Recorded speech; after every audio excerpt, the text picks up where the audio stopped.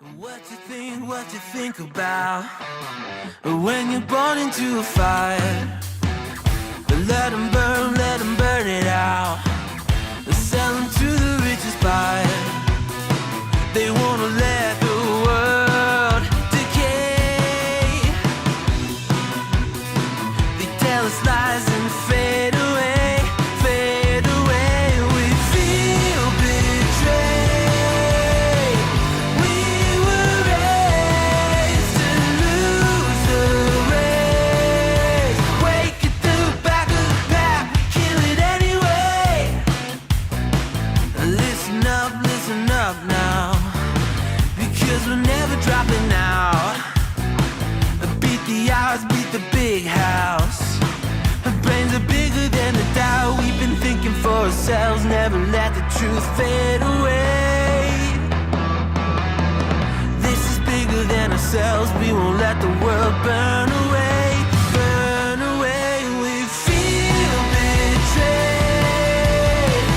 We were raised to lose the race. Wake at the back of the pack, kill it anyway. To blame, haters face the world's mistakes. Wake at the back of the pack, kill it anyway.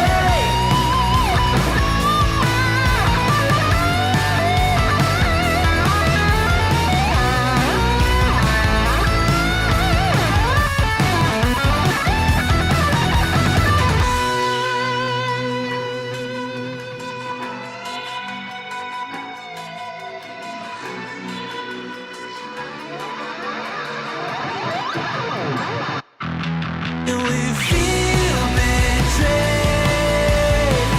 We were raised to lose the race. Wake at the back of the pack, kill it anyway. To blame, haters face the world's mistakes. Wake at the back of the pack, kill it anyway.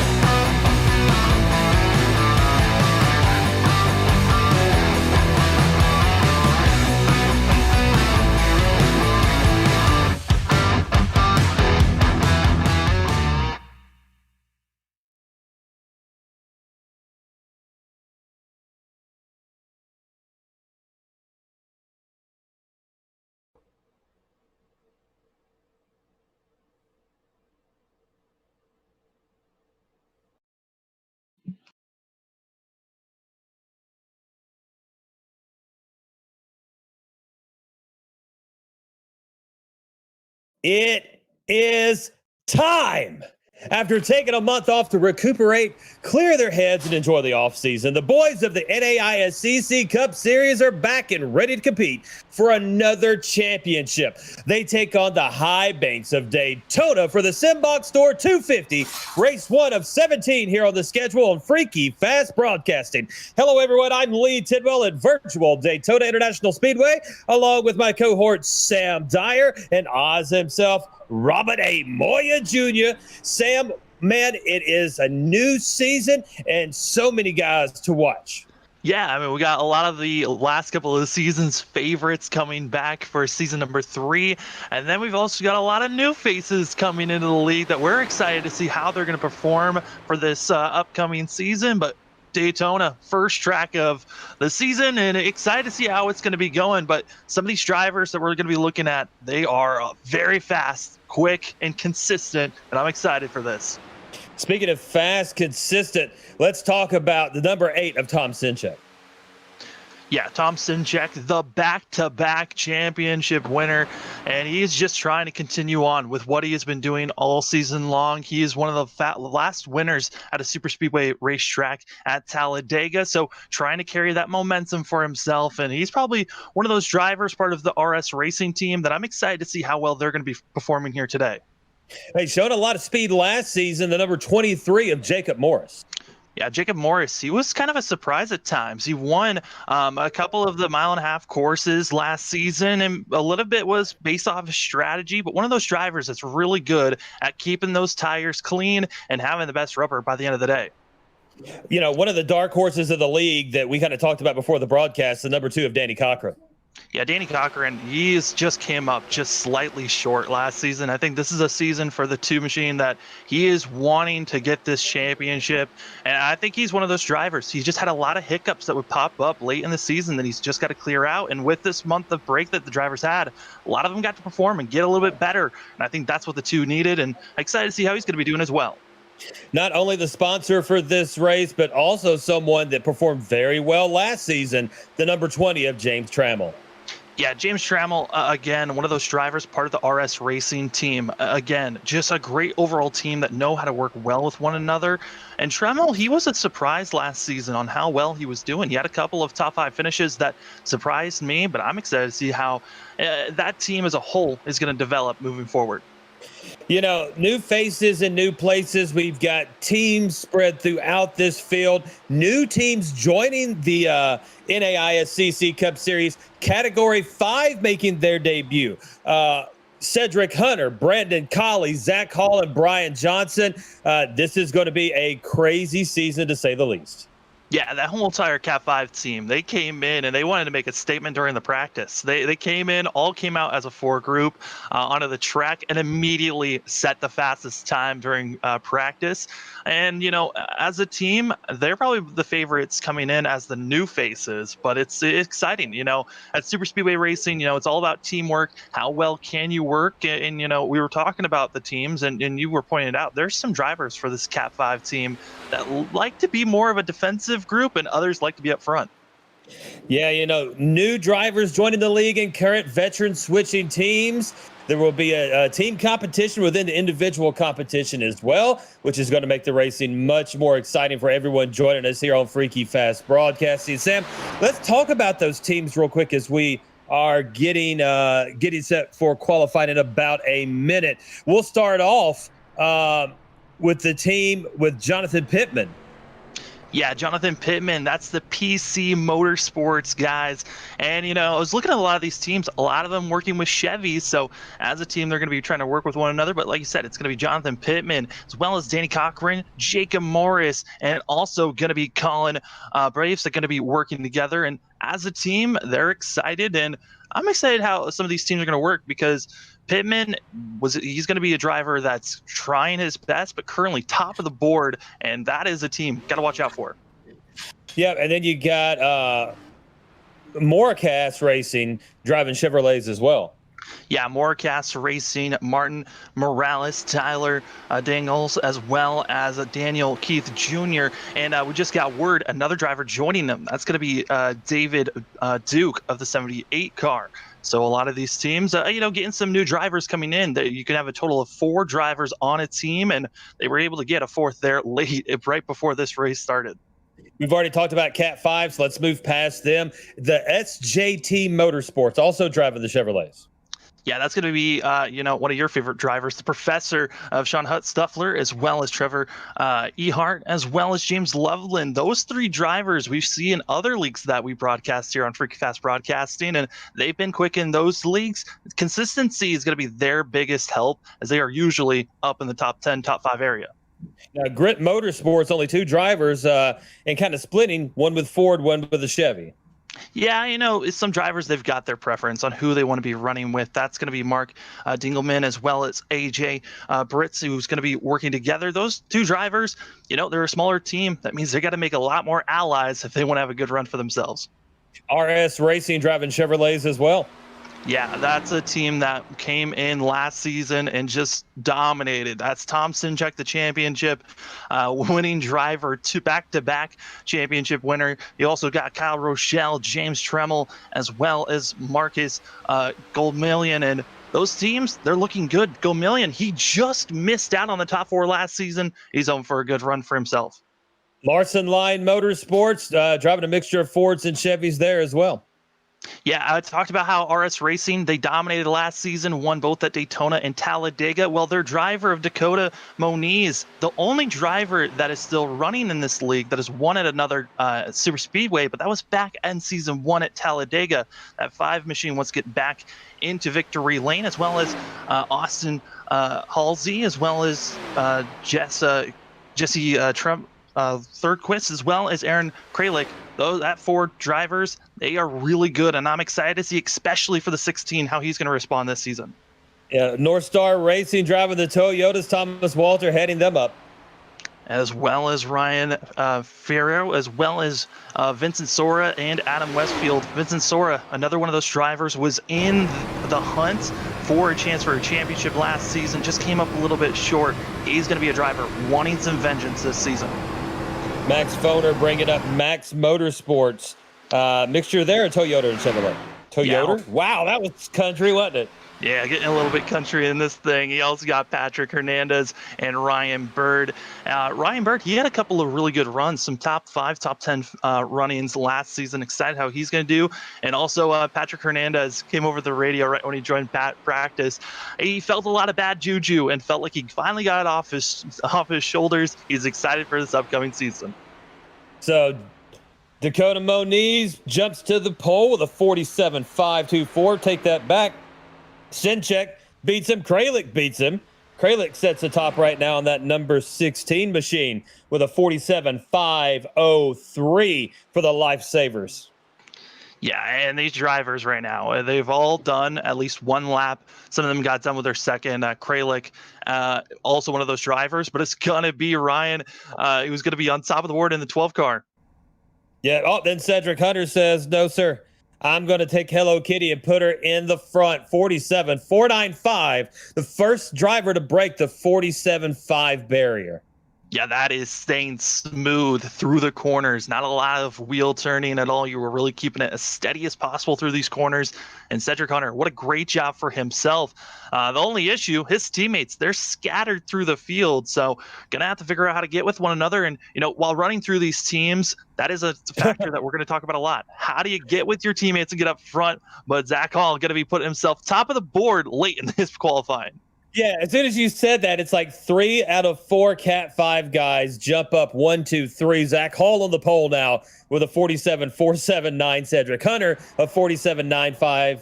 495, excuse me. Collie hits a 47.502. Johnson back in 8th position with a 47.512. So Cat 5 getting right there together in the very front. That is an interesting position because one of the things we know about that team is they are very patient.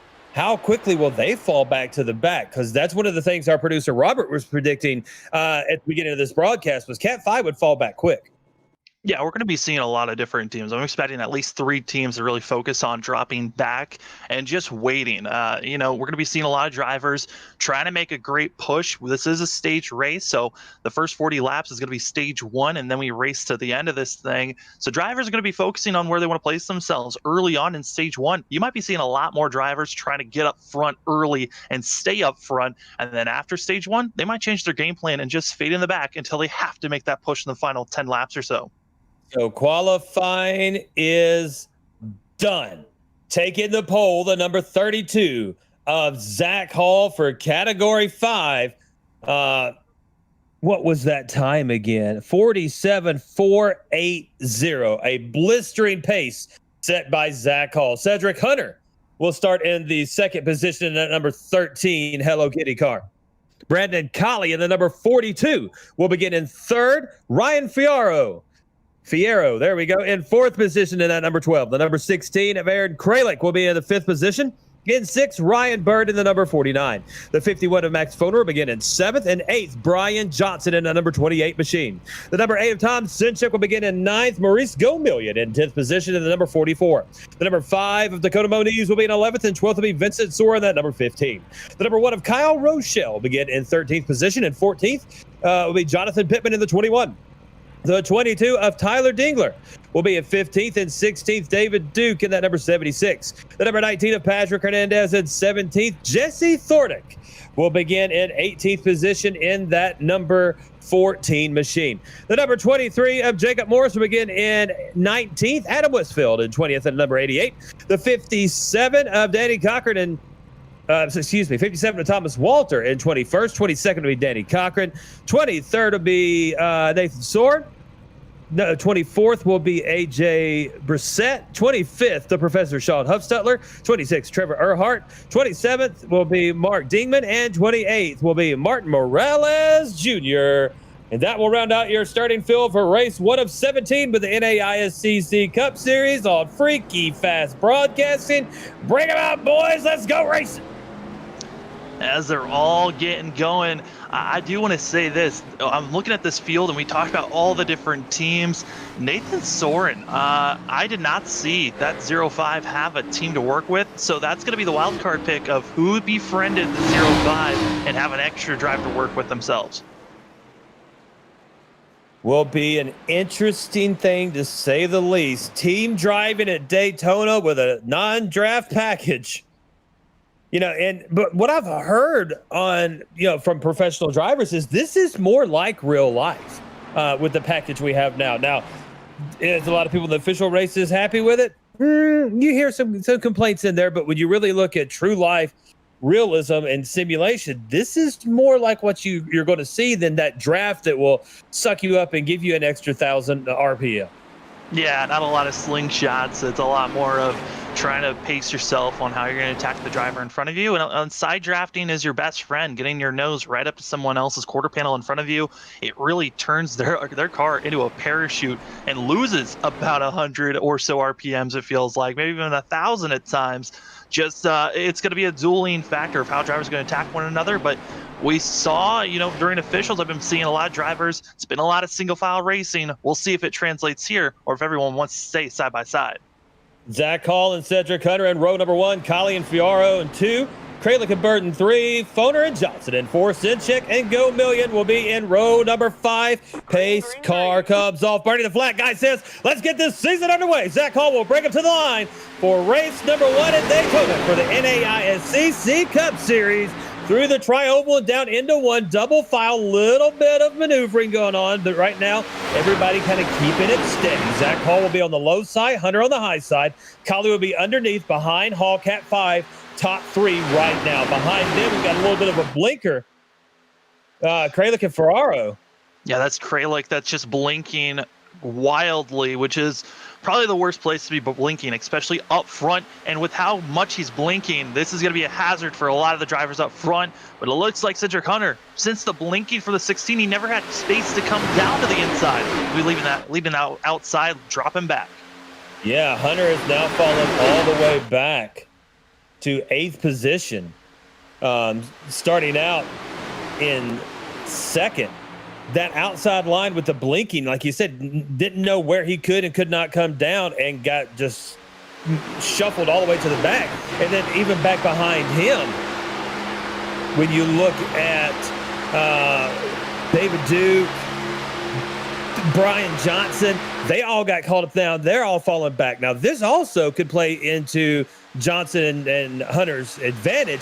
Go ahead and get to the back there as the other two teammates, Zach Hall and Brandon Colley, lead this race.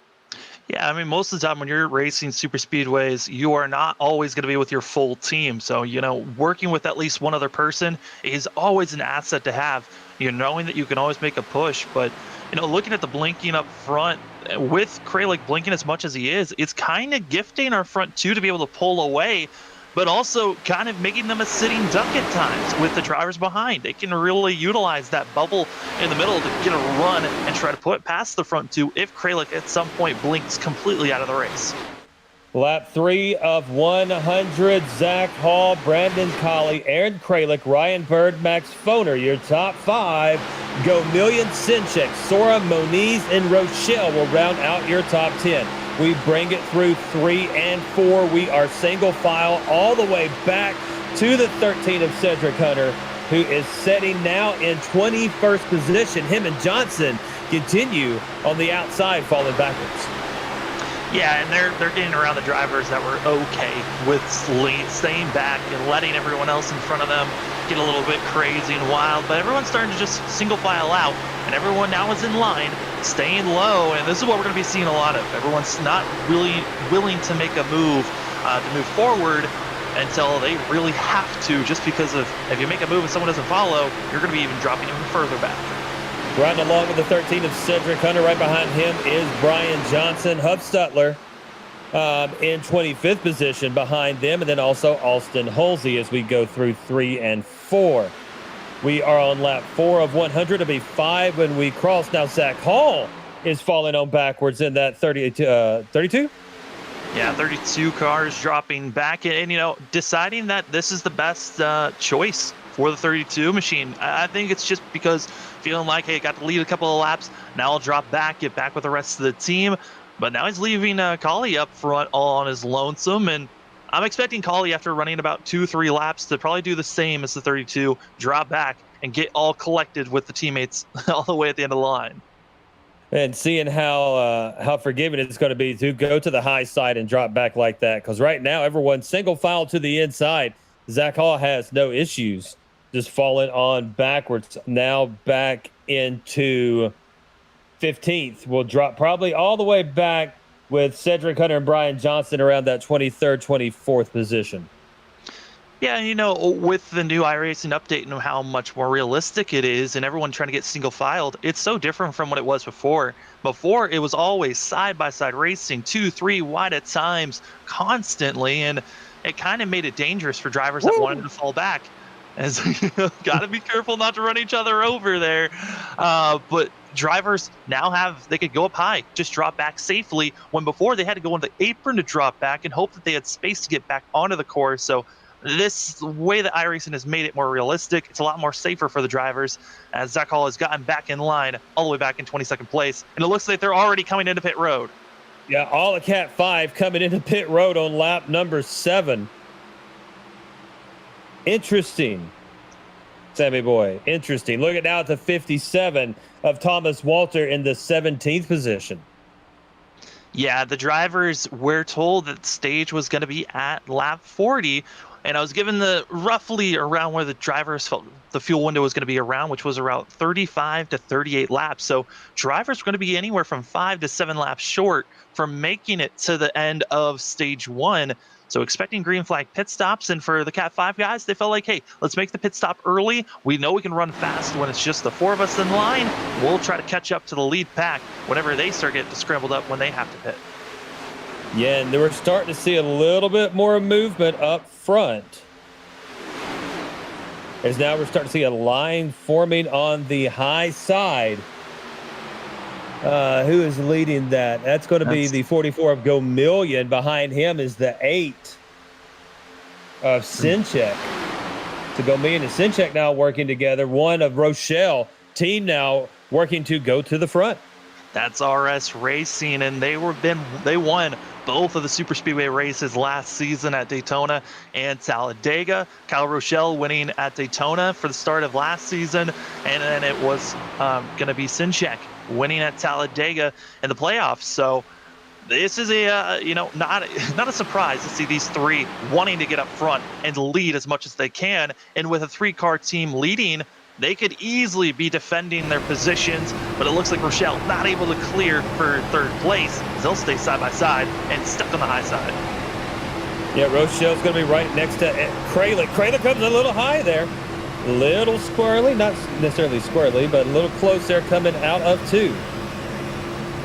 Yeah, trying to get close, trying to get to that quarter panel, and, right there, Kralik was trying to utilize the side drafting to try to swim 1. But yeah, Sora throwing it to the high side. Yeah, Sora had some momentum, but then he hit that wall right next to Kralik and not going to be able to make that pass. So to put Gomillion, Sinchek, and Rochelle 1, 2, 3, it all worked out. Yeah, I've been watching, with the drivers having this month off, a lot of drivers were able to race in other leagues or one-off series. And, Vincent Sora, one of those drivers that really was racing with some of the big dogs of iRacing in a lot of their super speedway races. So got a little bit more experience with how once things get really dicey up front, how to get up front and stay up front. So I'm expecting the 15, once we get closer to the end of the stage and the end of the race, to really be one of those drivers to cut his way up to the front. Ryan Twynham joining us on Facebook. How you doing, sir? I'd like to thank everyone for joining us on Facebook and YouTube here on Freaky Fast Broadcasting for the NAISCC Cup Series opener from Daytona International Speedway in Daytona, Florida. Looking now at the 15 of Vincent Sora. Sora is riding in the 9th position, up 3, fastest lap of a 45.240. Our fastest lap of the race so far, Danny Cochran, at 44.897. But when you look at super speedway races and drafting and things like that, fastest laps really don't. I mean, lap times, lap over lap, yes, that matters. But fastest lap doesn't really, I mean, it doesn't matter. Yeah, fastest lap just proves to me that you were at the end of the line and you were able to full throttle for the whole entire stint. It doesn't really show that you were battling for the lead, just means you were behind someone. That's really what fastest lap shows at super speedways.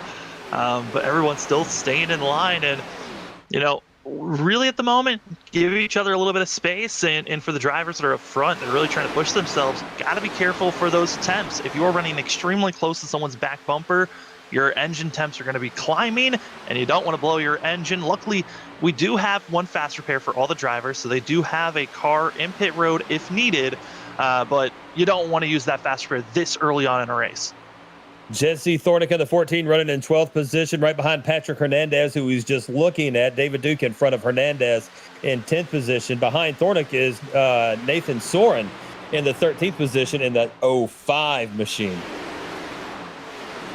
Soren just staying in the middle and really not feeling too pressured at the moment. He is a rookie, as you can see there. And excited to see, we do have, like we've been stating, Cat 5, all of them new and rookies to this league. They dropped back first of the drivers that have pitted, and they went with a different strategy, and we'll see if anyone else decides to maybe split the stage in half or push it as far as they can and take the least amount of fuel needed to make it to the end of this stage. So single file, lap 13 of 100. Oh, man, you know me, I never have anything prepared when I'm supposed to. So, yeah, the Inbox Store 250 here at Daytona International Speedway. And, Sam, we're on race 1 of 17, so long ways to go. We had such an exciting season last season. 4 weeks off felt like a lifetime, and now back here with the NAISCC Cup. Yeah, I wasn't sure when the season was going to come back. It just felt like it was forever. And once we got the date on when it was officially coming back, had it circled on my calendar and was so excited. Don't really know who's going to be going for that championship. We know Sinchak, he's the back-to-back champ. He's going to be trying to go for becoming a 3-time champion. But looking at this field, we got so many strong drivers that are also just trying to put their best foot forward to possibly have a chance to take a nip at a championship, as we're looking at this second pack that is grouped up around that 17th position. Yeah, it's going to be led by the 55 of AJ Brissett, Thomas Walter behind him, Westfield, Mark Dingman, Professor Sean Huffstetler in this group, Alston Halsey, Trevor Earhart, James Loveland, Trammell's in there, Dingler in the number 22 is in that group as well. Heck, there's still more. Morales is in there. Oh, Ben! Ooh, he saved it. Oh, yeah. First set. What a save for the 55. And it just looked like Thomas Walter might have given us a little bit of a bump on the wrong quarter panel. Got the 55 loose, but somehow saved it. We stay green. The 55 of AJ Brissett will fall back to 28th position. A little kissy kiss. Trying to do a little buck draft here. As we look at the 88 of Adam Westfield. Westfield's got a run on the 57 of Walter. Had to pull up a little bit there. Dingman behind him in 19th position. Then you got Huffstetler in the 20th position in that number 94 machine. Yeah, looking right now with that of Thomas Walter and Westfield, they are teammates, trying to work with one another, part of that North Star Racing team. And Currently, with everyone being spread out, seeing the lead pack and also the second group, they're kind of okay at the moment with being split up, because once they have to make this pit stop for coming to the end of stage 1, it is so key on how clean you can get into pit lane and get out. And honestly, this whole entire second group, if they could get a really solid pit stop, they could actually pass all the guys that are in this front pack. Yeah, so back up to the lead. We've stayed off them for a while. Maurice Gomillion will be in the lead now. Sinchek second, Rochelle third. Then you've got Kralik in fourth, Bird in fifth, Moniz in sixth, Foner seventh, Morris eighth, Vincent Sora in ninth. David Duke will be in 10th position with Patrick Hernandez in the number 19 in 11th. Let's see who else. Thornick's in this group. The 2 of Danny Cochran is in this group. Nathan Soren in the 05. Pittman in the 21. How much farther back does it go? I think that's pretty close. And then Soren, and then yeah, Pittman is now falling back behind Soren. So that will finish out that front group. Yeah, Ryan Ferrero just lost the back end of that lead pack, and he'll be losing time and most likely dropping back to where Thompson Walter is, unless Pittman feels gracious and wants to back off his speed just slightly to give a little bit of the draft. But Ferrero now a little bit too far, as he's over a second and more dropping back in. The difference in speed is so drastic. I mean, right now Ferrero's got no help, and he's about, I would say 10 miles per hour slower than the drivers are all in line in draft. So the draft is so important and key if you want to be up front. Talking about the draft, let's go back to the 32 of Zach Hall, who is in front of Brian Johnson, Cedric Hunter, Brandon Colley, Cat 5 hooked up and trying to chase people down. They are turning some fast lap times.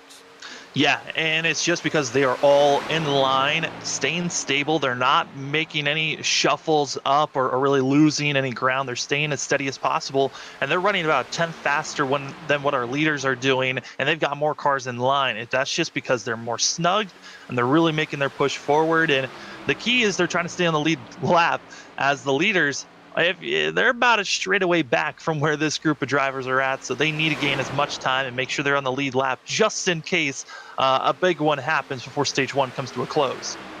Yeah, from Colley back to our leader Gomillion is 11.2 seconds at the moment, but that is starting to stretch now at 11.4, 11.5. So Cat 5 trying to ensure that they do not go a lap down. And kind of interesting, you would think that with the pitting, I mean, everybody else has still got a pit. So without a caution, it's going to be green flag pit stops for everyone. Cat 5's in an excellent position right now. Yeah, I mean, the fact that they are pulling away from the leaders, it is massive. They are going to be gaining so much time. If anything, they're going to be putting themselves seconds in ahead of what the lead pack's going to be if this green flag pit stop cycle goes completely through. If it doesn't, then Cat 5 has to figure out as a team how they're going to be cutting through traffic, as they are right now. Zach Hall leading that group back in 29th position, all the way back to 32nd. The 25 of Trevor Earhart will be running in the 22nd position. Earhart is in that second group with Halsey and the Professor. Trammell in the number 20 will be the last guy in the group, I believe. Yeah, Trammell, the only driver from RS Racing, was not able to hook up with his teammates of Gomillion, Sinchek, and Rochelle. And so he's going to have to figure out how to get back up with his team. But, you know, staying in the back of this pack isn't the worst place to be, because we know James Loveland is very well known for figuring out how to be up front by the end of these races. So even if you're not with your teammates, at least be with someone that you know can consistently be up front by the end of races. Looking at the 4 of Austin Halsey right now, this pack being led by the 12 of Ryan Ferraro. He is down 12 spots from his start, but again, we still have our at least our stage caution. Have had 0 cautions. And I know we're only 23 laps in, but if this was a 30-lap official race, we'd already had 4 cautions and a corn dog.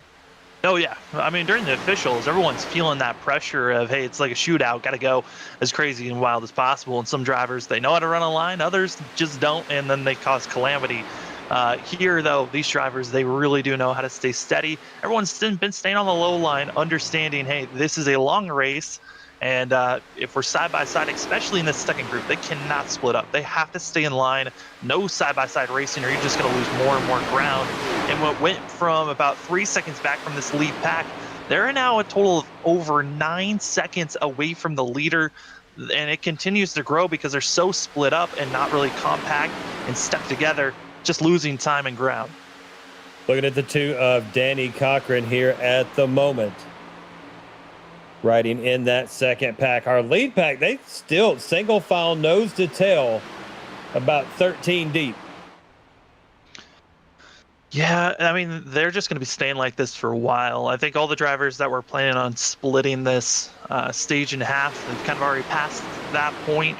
I think everyone at this point, at this moment, they're focusing on getting to around lap 30, 35, coming in, take a very quick splash and go, and finish out this stage with what you've got. Some drivers, they could be feeling a little bit more of a chance to push themselves out there. This second group, with how much they've backed off on their speed and the fact that they are not running as fast as the leaders are, they could be thinking about possibly trying to save fuel and try to push it as far as possible and maybe make it to the end of stage one.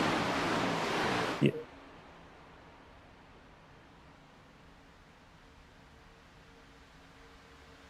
So lap 25 of 100. What we're going to do is we're going to take a quick break. When we come back, we'll finish out stage one of race number one with the NAISCC Cup Series here on Freaky Fast Broadcasting. We'll be back in just a moment.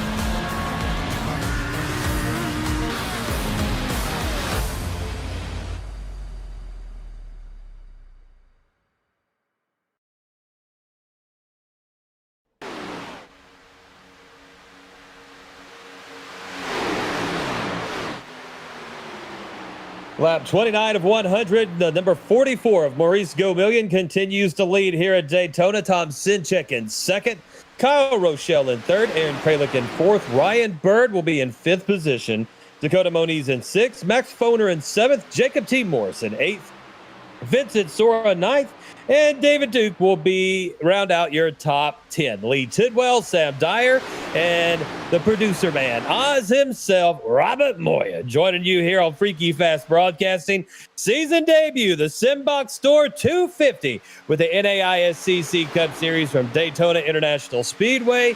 Sam, it's been an interesting race so far. We've seen an entire team pit Early on lap number 7, we've seen almost an entire team pull all the way up to the front and lead the majority of this race. It has been a interesting Daytona to say the least, and we are 11 laps away from our stage, and I'm hearing radio chatter of people about to hit pit road. Yeah, coming to 10 laps to go in stage 1. So we come to a close, and pit road about to get busy. And this is one of the arts of super speedway racing, is how they scatter and come into pit lane. Coming into the pits, the 23 of Jacob T. Morris. Got some tire smoke there. The 14 is in. That's going to be Jesse Thornick.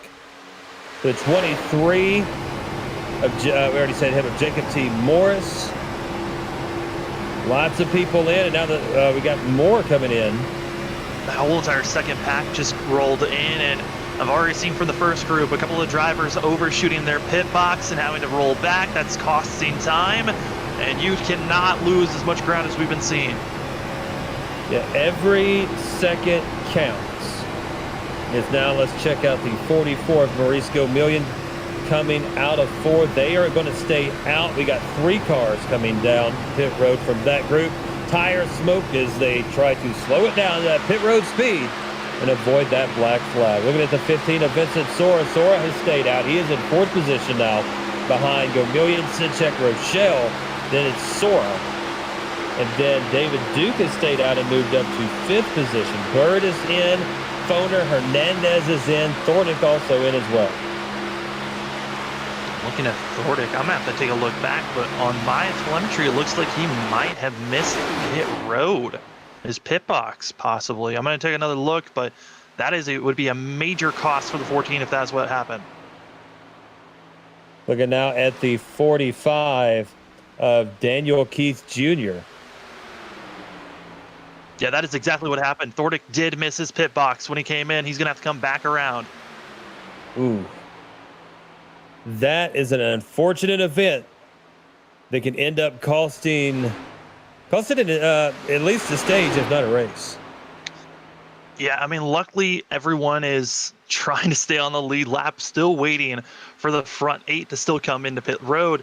But, luckily Thordick came back out. He's in 9th place. If he comes into pit lane, he should still be on the lead lap once the stage 1 comes to an end. Yes, I'm watching. Here comes the leaders now onto pit road. Tire smoke and all. David Duke will stay out.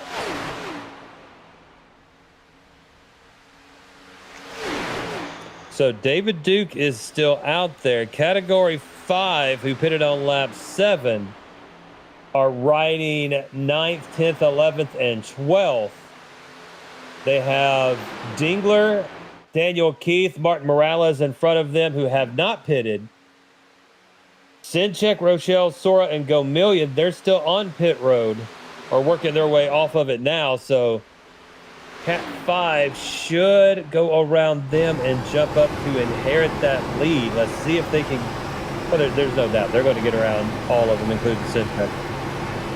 Yeah, they are flying. They pitted so early, and all they had to worry about was themselves for so long that they were running about 1/10 to 2/10 faster than what the lead pack was doing. So if anything, once this Cat 5 team gets fully past everyone else, it might be a 3-4 second gap to the rest of the pack. And I wouldn't be surprised if they continue to pull away with how quick they've been.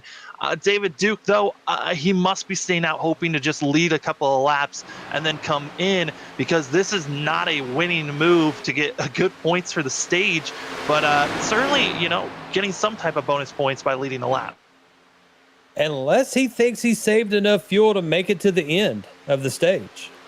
Yeah, we did talk about that. That's literally the only possibility. And he's riding behind the 0.5 currently, and he's got the draft. That is the best way to save fuel. You're not always going to have to be full throttle, running about 3/4 of throttle, sometimes only half throttle going around the course. And if David Duke is trying to save, this is a very gutsy call, and he has to save around about 2 laps or so. That's a lot of time to try to save fuel for. Yeah, so let's Robert, if we can, let's jump inside with the 78 of David Duke and see exactly what is, because he's still not really all he's feathering the throttle, but that's what you do in the draft. There's no clutching or anything. I mean, there's going to be zero clutching when you're at a super speedway. You are full throttle. You are always on the throttle at all times. I didn't mean necessarily clutching, so comments don't jump on me about that. It's really loud inside this cockpit. Let me switch my camera. Oh my gosh, that was so loud. Just screaming at you. It was, and that's why I was talking about clutching, and then you called me out because you're mean. I am sometimes. I am so mean sometimes. I'll just call people out randomly. Mountain Dew time. Zach Ball and that Cat 5 team, they were cruising. They were all by their lonesome, but they now have a group of drivers that have latched on with them. That's Thordick, Sinchek, Kyle Rochelle. So they've got a group. Sinchek was trying to stick on with them, but it looks like Thordick was able to hold on, and that's the only driver so far. And remember, he missed his pit box trying to come into pit lane. So the 14 kind of going with the same strategy as the 78. Just stay out there and hope that they have enough fuel by the end. Very, very interesting looking at the 78 of David Duke. You know, he's actually probably, like you said, in the best place right now. Now, he's lost that draft of the two of Cochran, but he's got Thorne right behind him. Yeah, I mean, he slightly has the draft. When you fully lose it, you're about 7 to 8 tenths back. That is when you have fully lost the draft. So he still has a little bit to work with. Yeah, this is a very risky call, especially for the 78 and for the 14. And they also are kind of might be banking on a caution maybe to come out, because we're coming to the end of the stage. Drivers are going to be bouncing around trying to get into the best positions to get those stage points, as we are coming to list. I believe we're coming up to when the stage is going to come to an end on lap 40. Yeah, so did Duke save enough? Is he going to be able to make it? Oh, he's slowing down. He's going up high on this one. Let's see what happens. This should be the end of the stage. Duke, I might have ran out there. I'm not sure, but he sure slowed up. He's trying to just let off. He's got plenty of space if he needs to just slow down. And that is what Duke is thinking. He's got 27 seconds to just work with here for this whole entire lap. If he needs to let off and just completely just go off throttle, he can at times. But he's got to be aware that he's got a lot of cars behind him that might not know the situation the 78's in. Yep, so we are half a lap away. Will the strategy work out and put David Duke as the stage winner? As he is asking the question now, when the stage is over. So he is exiting fourth. Duke will cross the line and wins the stage. Wow.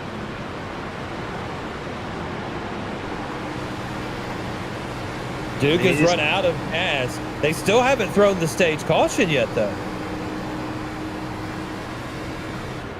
And they're waiting for 10th place to come across. That's going to be Foner. And Foner is all the way back on the backstretch. Going into 3, now they go and throw it. Woo. David Duke, somehow he did it. He had to really let off those final about 3 laps or so. He really had to play the save game, letting off a lot during those laps. Still in the draft, saving fuel that way. But David Duke, the one driver besides that of Thordick, but Thordick was planning on coming into pit road, but missed his pit box. So somehow he was able to stay in 6th place. This is crazy for all these drivers.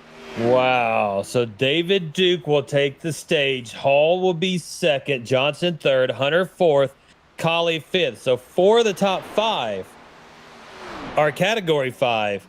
But David Duke, I want to take him to Vegas as he rolls the dice and comes out on top for stage 1. Now, this is the other trouble. He's done the job of getting those stage points, but he's going to have to ask a lot of help if he's going to be finding himself, and it looks like he is getting that help, getting a little bit of a bump. And the issue is he didn't have enough fuel to make it back to the pace car, and so he's just now trying his best to make sure he's got enough fuel to at least get to pit road into his box. But winning this he's out. stage 1, great job for that of David Duke. David Duke is out. He is out of gas.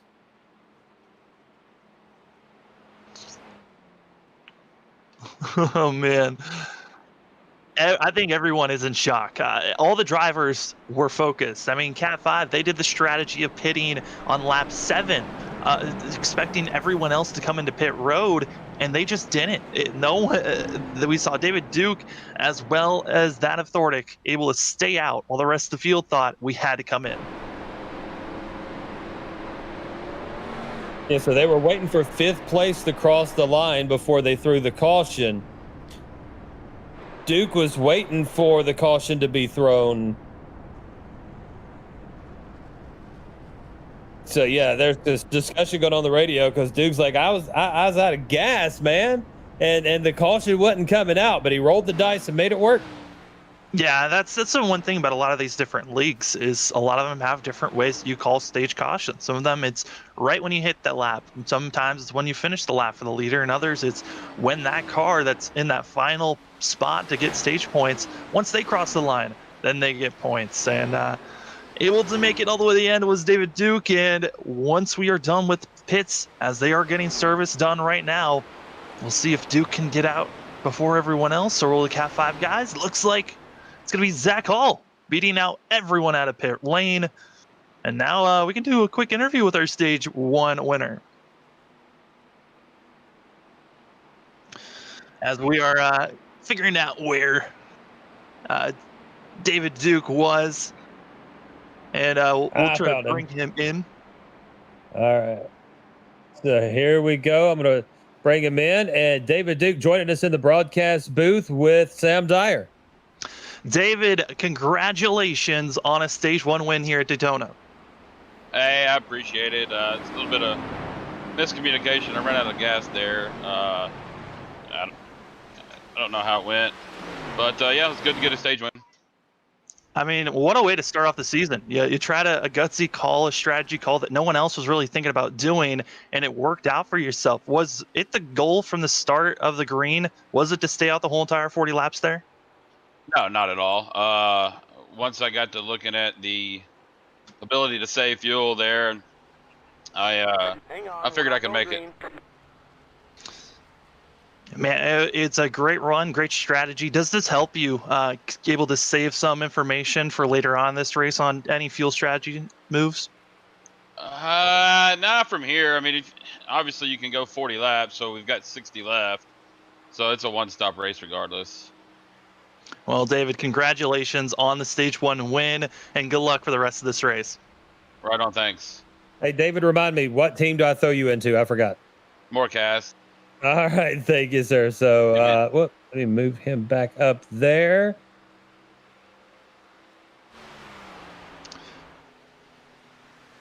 As we're moving him back into his channel, this has been a crazy race for these drivers. Saw a lot of single file racing, which kind of was expected. These drivers all trying to make sure they don't make any crazy moves, knowing that this is a long race. And this is going to be a strategy race for sure. From my point of view, you saw Cat 5, they were able to make the strategy call, and they really had the fastest cars there setting up to the end of the, if we stayed green and if everyone came in and finished their pit cycle. And now we know for 60 laps, we know at least everyone's going to have to pit one more time. So I'm going to need one of y'all to try to, wait, there we go. Boop. I figured out how to move him back now. Okay, we're good. We're good. So as we come out of the stage, Moniz will be in the lead. Kralik will be in second. Pittman and Cochran in the second row, third and fourth. Morrison, Hall, Johnson and Hunter, Colley and Hernandez will be round out your top 10. Looks like they were going to be giving another lap of caution just to let the drivers have a chance to make sure they're all set up where they need to be, as some of the drivers were late to getting to the end of the line. But man, what a race it's been here, Lee. I mean, what are some of your thoughts so far? Big gamble by David Duke that pays off. Cat 5 had the right strategy, but did not take the wild card David Duke into consideration. And then here at the stage, you've got Morris, Cochran, Pittman, Kralik, and Moniz, who did not pit at the stage. And then Cat 5 back behind them, Hall, Johnson, Hunter, and Colley, who did pit at the stage. Very interesting strategy on that. Are they banking on a yellow coming out? Because, they're 12 laps older than everybody else in the field. I think they're just understanding, hey, everyone's gonna have to still pit one more time. And the time that we did pit, let's go for that really with track position for this early, and then once everyone has to pit, we'll pit when we have to in about 20 laps, and everyone else, we'll see if they push it as far as they can go or not. And honestly, that would be putting all the drivers that stayed out on the same strategy as what Cat 5 were doing during stage 1. If they can stay in line, run fast, that's at least front about 5 drivers. Something to watch out for here in the next 20 laps. Pace car lights are off, and here we go. It'll be lap 46 when we cross the line of 100. Race 1 of 17 with the NAISCC Cup Series. Burning the flag guy says, hold it, hold it, hold it. Let's go, boys. Waves that flag, and Moniz is going to bring him to the line as we get back underway at Daytona. To the high side is Kralik. He's going to start falling backwards. Pittman underneath him. And then you've got Cochran also looking up underneath. So Kralik chose to go high there. Looking to squeeze down into third, and he does, right in front of Cochran. Behind Cochran will be Morris, and then you've got Hall, Johnson, Cedric Hunter. Behind Hunter will be Vincent Sora. Colley's falling backwards now to 11th position. Yeah, all these drivers all trying to figure out how they want to get single out. Do you want to drop a little bit back with your team, or do you have a teammate that's going to open up a little bit of space for you to come down? And really, it's just the juggling act for how these drivers are going to be figuring this out, because really, I think around lap 60 to 65, that's what we're going to be seeing. Really, this whole entire front pack really change from where it was before, just because of how pit stops are going to shuffle everyone. Yep, Colley is in 10th position in the number 42 machine. Still looking to maybe slide down in front of Hernandez between him and Sora, but he's got a nice push there from the 20. Trammell. Trammell is kind of pushing Colley along there on the high side, working it with the 12 also. Oh, they got a caution. 45. Oh, our stage. No, that's not our stage winner. Sorry, Daniel Keith Jr. I don't know why I thought it was the stage winner. Yeah, he got a little bit of a bump from that of the 05 on the wrong quarter panel, and away the 45 went. Some other cars were involved in that as well, looked like. Oh. Looks like somebody else was involved as well. Yeah, that was the 25 of Trevor Ehart that was involved in that. As we'd love to bring you the Freaky Fast cartage replay, but it didn't trigger our software. So, it's one of those things that happen that you don't plan on, and you have nothing to say because, you have no replay. So we're on lap 48 of 100 here at Daytona. Sam, I haven't had a funnel cake yet, and I want a funnel cake. Ooh. Oh, that's dangerously dangerous. It's nighttime everywhere. Some people have had dinner, some haven't. Oh, no, I've had dinner. I haven't. I'm sorry, but I want a funnel cake, too. Oh, gosh. That sounds honey amazing. buns or something, man. I'm kind of snacky.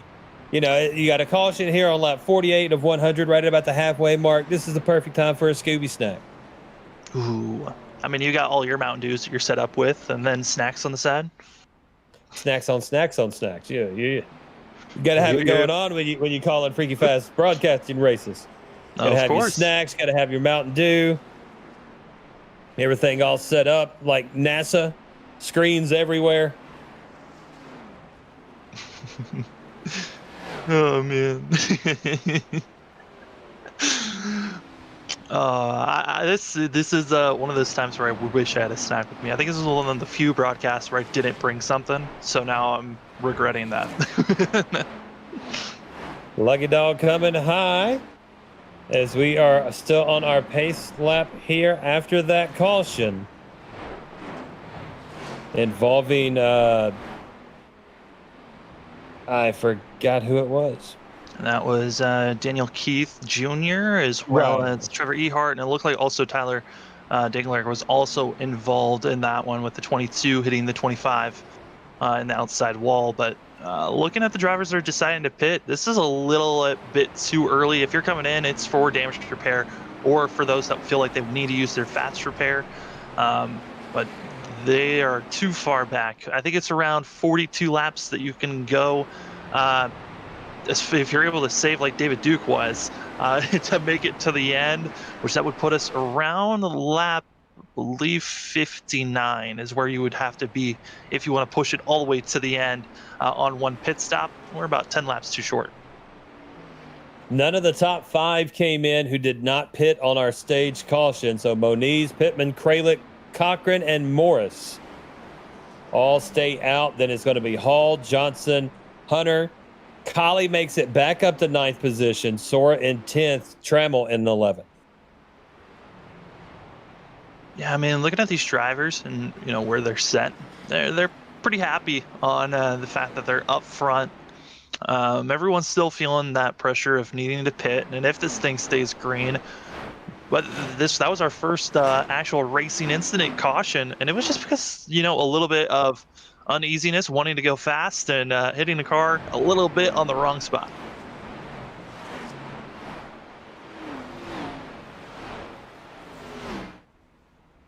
So there's some radio communication. I was trying to listen into. Not sure exactly what's going on. We have now gone double file, and the pace car lights have went off. We will go green this time around. Moniz and Pittman in row 1, Kralik and Cochran in 2, Morrison Hall in 3, Johnson and Hunter in 4, and Colley and Vincent Sora will round out your top 10 and be in row number 5. It'll be lap 51 of 100, halfway when we cross the line this time. We've had 2 cautions, 1 stage caution, 1 for this latest incident, 8 laps of caution so far. But overall, a very entertaining Daytona race. Different strategies, different maneuvers, lots of different things going on, and very few cautions. Yeah, everyone's being pretty patient so far. I think that was the first time we've really seen some drivers trying to be extremely aggressive in the back part of the pack. So I think some of them are feeling like, hey, I now want to be up front. Got a little bit of a feel of what it's like being in the back, and some drivers might be thinking, gotta be getting up front quick. Green flag waves. Moniz will bring them to the line. Kralik on the low side with him. Pittman will be hung out to dry up high. Cochran will be down low in the 4th position. Pittman was able to squeeze down in there. Just a little bit of a sliver of spot. Just a bit. Moniz, Kralik, Pittman, Cochran, and Morris will be your top 5.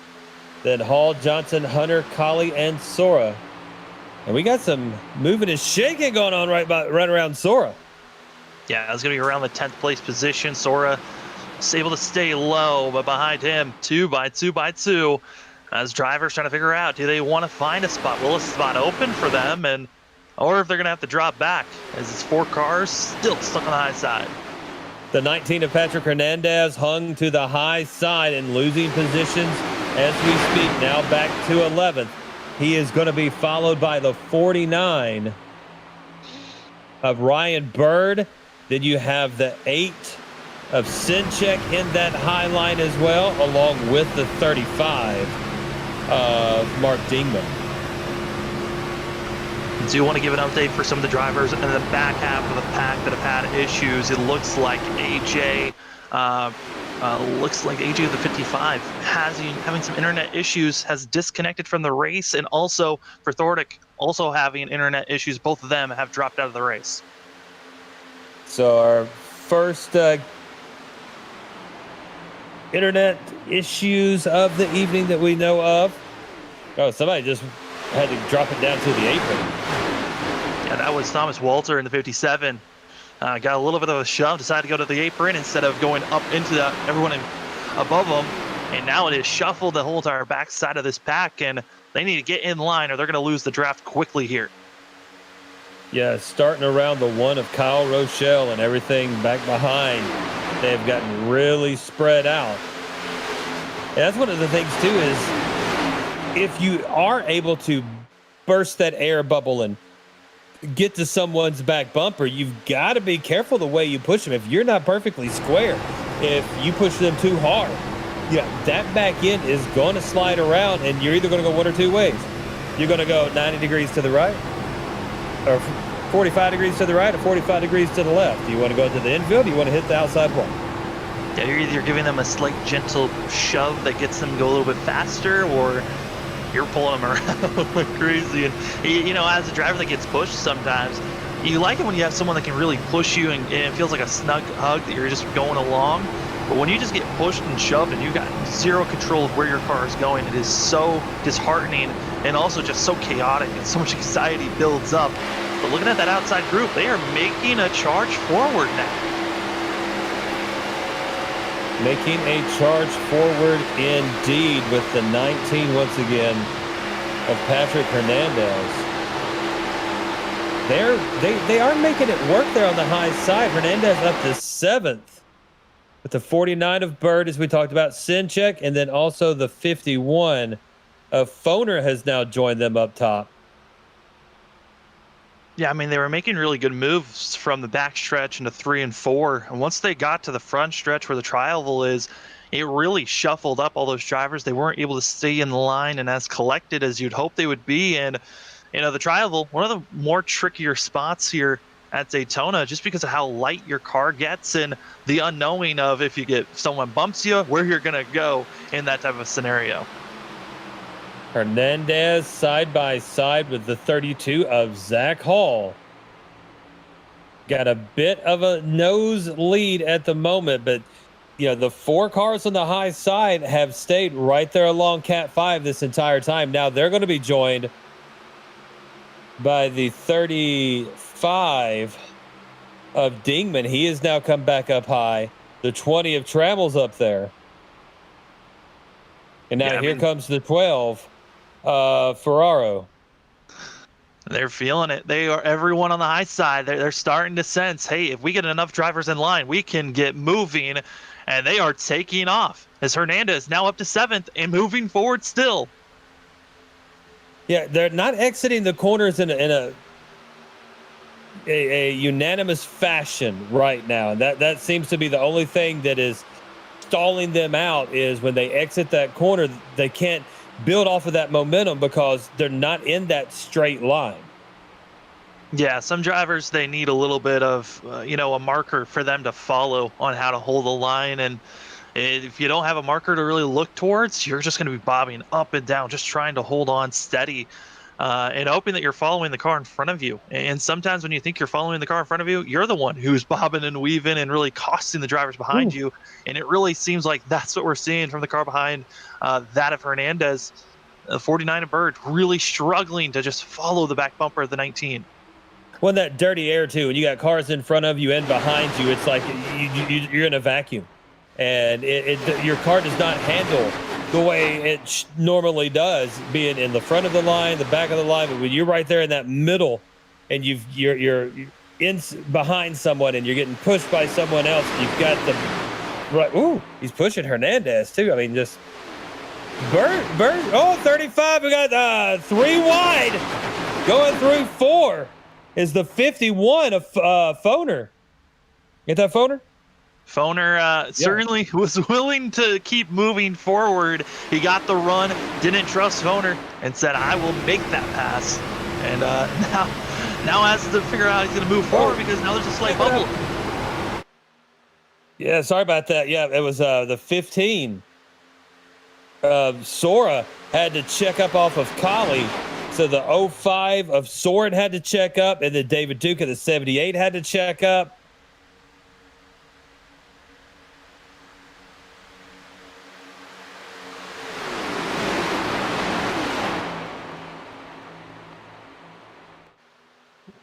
Well, Tremmel's got to be careful. He's about to take out the 35 with the way that he is trying to get on the back bumper. Oh, Tremmel, be careful there, bud. Almost made the big one. The 20 of Tremmel, as he is right behind the 35 of Dingman.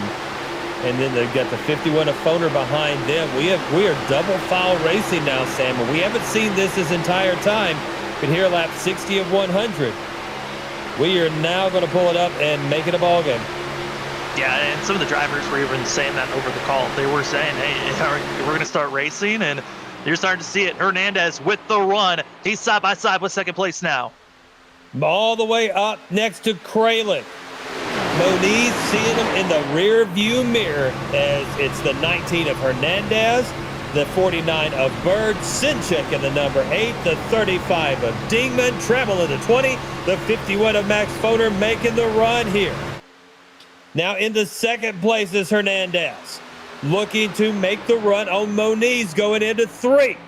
To the high side, Hernandez making it stick, bringing it out of 3 to 2. Has now a 3/4 car length lead over Moniz. Moniz on the inside. Hernandez now, will he leave Bird out there to dry or bring him along with him? But that high line is working. I think you should probably just stay on up there. We got to bring it out of Florida. That momentum that they're getting out of the corners, that is just pulling the outside line along. And now there are more cars on the outside as they're ducking and weaving. And Moniz! Moniz gets dobbed in front of by Hernandez and Bird. Sinchek stuck to the high side on the outside of Moniz as we go into 1 and 2. So the front 2 got the clear and said, we're out, fellas. Dropped in front of Moniz. Sinchek hit a wall of air and now is falling back to 4th position, door to door with 5th place Aaron Kralik. Now it's that try to work with the side draft. Honestly, Kralik, he's been blinking a lot, so it might be an issue. But that whole entire outside lane, there were more drivers on the outside that gave that Hernandez and Bird just run to get up front. And now it's starting to disperse, and you're also starting to see the inside. They're starting to dissolve, and there's a little bit of more pockets of air between the cars. Not as much big runs as we were seeing there previously. And the 35 of Dingman dropped down into 5th position and kind of left Sinchek out to dry. Sinchek and Trammell looking to find a place to get inside. Foner has made it down in now. Foner will fall into 9th position at the moment, but will gain a couple spots as he overtakes Trammell and now pulling up to the back of 5 of Moniz. Not Moniz, excuse me. That's the 8 of Sinchek. Those are teammates that are working together, that of the 20 and the 8. So willing to work around where they need to place themselves and trying to get with their other RS Racing teammates of Gomelian and Rochelle. Lap 64 of 100, and we saw, I don't say the most excitement we've seen all night, but we saw the run put together on the high side. Know it will work as Hernandez and Bird come from about 12th position all the way to the front with a lot of help from a lot of friends. And then, as you said, it kind of just dispersed there like a dandelion in the wind. Yeah, and they're trying to figure out how to build back up. But honestly, I think the move on the outside is the way. If we're going to be seeing someone make a last lap pass, it's going to be on that outside. And honestly, with how big of a run that was and how aggressive people were trying to get back to the low line, I would not be surprised if once we get that white flag coming across the line, it is going to be carnage and drivers wrecking everywhere. And that high line still not staying single file. It's still kind of bobbing and weaving. But they're putting a little bit together now as Sinchek has now moved up to 7th position. They're getting that momentum going, Sam. Yeah, they're trying to get a little bit more momentum, and what's helping is the fact that Sinchek and as well as Tremmel, they're staying very solid. Tremmel is right on the back bumper, pushing the 8, and all that needs to happen now is have the drivers behind them try to stay close, stay steady, and utilize all that pushed air that we're seeing from the 8-car making so they all can just carry themselves along. Tremmel's a little scary on the back of Sinchek. I mean, he pushed him through the corner, and that's I don't say it's a no-no, but it's highly frowned upon in most circumstances. Yeah, if you're pushing someone like that, that's not a teammate, you are highly upset. You do not want to be pushed in the corner. But I think there's a sense of trust between these teammates in all the teams. You're racing with these guys that you talk to on the regular, that you're always racing with in other leagues. And so you have a sense of trust on how they're going to be racing. And I think right now, Sinchek and Tremmel, they're understanding, yes, I can handle. If you're pushing me in the corner, we're going to be all right. We're going to be solid. We're not going to cause the big one. But let's trust that everyone behind us, they're going to stay behind us and really staying as steady as possible. Cat 5 coming into the pits. Oh, Collie gets hit from behind as they try to go into the pits. The 42 of Collie. Believe that's the 05 of Nathan Soren. And the 05, he brought out the last caution after slight contact with the 54. And, just a little bit too aggressive and antsy into pit road. And now all of Cat 5, they've got to figure out how they want to set this thing up, if they're going to leave their teammate behind or just take off as a team of 3. Very interesting indeed as we go back out onto the track. Hernandez and Bird, 1-2. Moniz, Kralik, 3 and 4. Then you've got Dingman in 5th, Pittman 6th, Sinchek 7th, Cochran 8th, Foner 9th, Trammell in the 10th position. Still working a little bit on the high side is the 8 of Sinchek. Also still have in the middle of this large pack that we have up front, there's still 3-4 drivers that need to come into pit road here in the next 3 laps or so. Probably the next 2 laps, unless they feel comfortable pushing it. That's going to be Moniz, Kralik. They're going to be having to figure out how to be making passes as the 05 comes up into the track. That is a terrifying move to make, and that can cost the big one. 05 up into the track. That's going to be Soren. He's been involved in multiple incidents here, and then just came up in front of a charging pack. That is probably one of the stupidest moves you can make at Super Speedway Racing, is not being fully up to speed and coming up in front of the lead pack. That is a whole entire spill on how to wreck everyone. So luckily everyone able to avoid calamity here. And Hernandez will continue to lead here on lap 69 of 100. We have Moniz, Kralik, who has not pitted. And did everybody else finally come in? Looking back through, Cochran has not pitted yet. Morris as well. So we should start seeing a few pit stops of the people that did not pit during the stage caution. Or the caution after that. Yeah, so they are going to have to come in here shortly, and probably in the next lap or two. We're going to be seeing them going a lap down. Colley's going to have to stay high, though, for that 42 machine.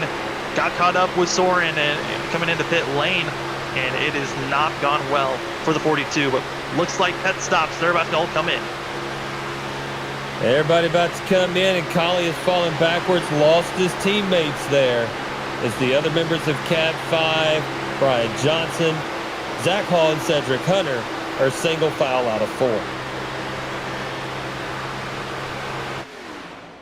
Pit stops happening at the moment, so things will shake up for a few of our positions. But, man, behind, you got 1-2, Hernandez and Bird, and then you've got now double foul racing about 6 deep. Yeah, this is the best thing for Cat 5 and their strategy. You're looking at just a 3-car pack. They are running just as fast as what the leaders were running, which is slightly concerning because when they were a 4-car pack, they were about a tenth or two faster than what this lead pack was. That just shows more cars in line, the quicker you can go if you're able to stay right on top of one another. And currently right now, looking at this pack, looks like they've cleanly grouped back up, but expecting another wave of drivers coming to the pits here, probably in the next 10 laps or so. So lap 72 of 100, Hernandez will continue to lead in the Toyota, up 16 spots from his start. Ryan Bird in the Chevy will be in second position. Mark Dingman in a Ford in third. And of all the drivers that came into pit road, looks like the Cat 5 guys should be able to move cleanly into leading all the drivers that have pitted so far. Coming up now, Austin Halsey. Halsey's going to go high for everyone. Let him come on by. And we about single filed it out here in the front group. Sinchek has fallen way back now to 9th position, being hung on that high side.